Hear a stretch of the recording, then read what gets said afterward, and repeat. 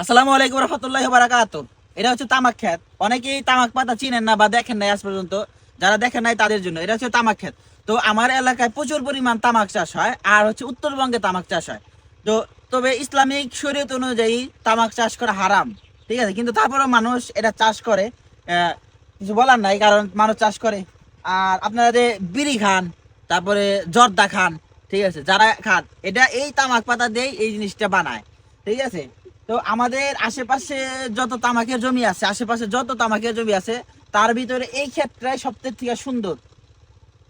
কারণ এই ক্ষেত্রের মতো আর কোনো তামাক ক্ষেত হয় নাই।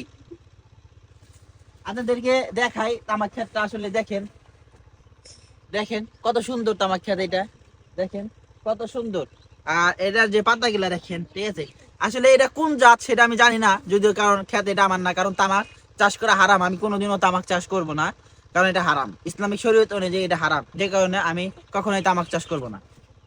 তো ক্ষেতটা অনেক সুন্দর লাগতেছে বিধায় ভিডিওটা করা এবং আপনাদেরকে দেখানোর জন্য এই ভিডিওটা করা। তো যদি আপনাদের আপনাদের ভিডিওটা ভালো লেগে থাকে, তাহলে অবশ্যই অবশ্যই ভিডিওটা শেয়ার করে দেবেন ইনশাআল্লাহ।